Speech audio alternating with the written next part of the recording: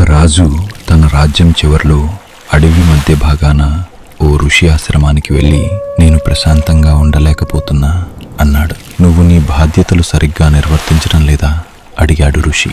మా రాజ్యంలో దొంగల భయం లేదు, శత్రు రాజ్యాల బాధ కూడా లేదు, పన్నులు తక్కువే, న్యాయ వ్యవస్థ కూడా బాగుంది, ఎక్కడా ఎవరికీ అన్యాయం జరగలేదు, ప్రజలందరూ ఆనందంగా ఉంటున్నారు, కానీ నాకే ప్రశాంతత లేదు.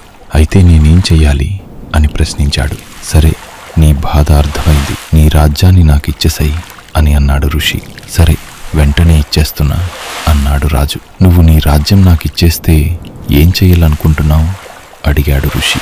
నేను ఎక్కడికైనా వెళ్ళి ఏదో ఒక పని చేసుకుంటూ బతుకుతా అన్నాడు రాజు. ఎక్కడికో వెళ్ళడం ఎందుకు, నా ఆశ్రమంలోనే ఉంది, నా బాధ్యతలు స్వీకరించు అన్నాడు ఋషి. 1 సంవత్సరం గడిచింది. ఋషి రాజుని చూడటానికి తన ఆశ్రమం వద్దకు వచ్చాడు. రాజు మోహంలో ఆనందం కనిపిస్తుంది. ఎక్కడా ఆవగింజంత దిగులు, విచారం లేదు. ఋషిని ఆశ్రమమంతా తిప్పి చూపిస్తూ తను నిర్వర్తించిన బాధ్యతలను చెప్తున్నాడు రాజు.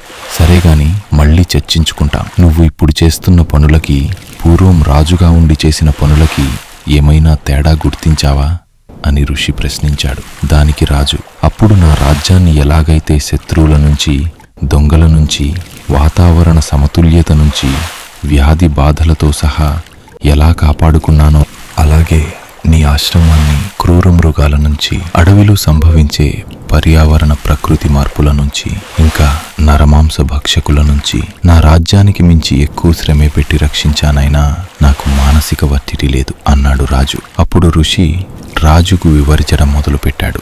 రాజా, నువ్వు పూర్వం ఈ రాజ్యం నాది, ఈ ప్రజలు నా వాళ్ళు, ఎప్పుడు ఏ కష్టం వస్తుందో నా కుటుంబాన్ని, సైన్యాన్ని, ప్రజలను ఎలా కాపాడాలో అని తీవ్ర మానసిక ఒత్తిడికి గురయ్యావు. కానీ ఇక్కడ ఆశ్రమంలో అంతకన్నా ఎక్కువ శ్రమ పెట్టాల్సి వచ్చినప్పుడు ఏమీ భయపడి ఒత్తిడికి లోను కాలేదు.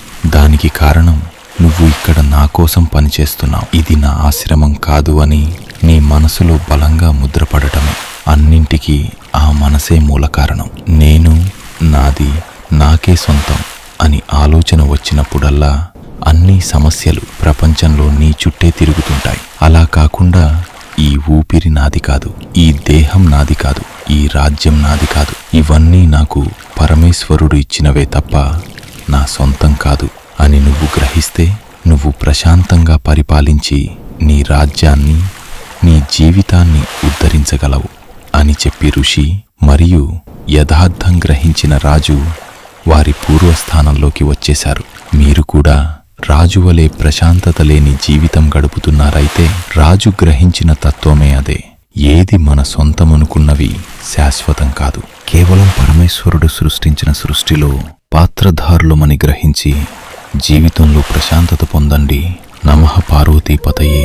హర హర మహాదేవ.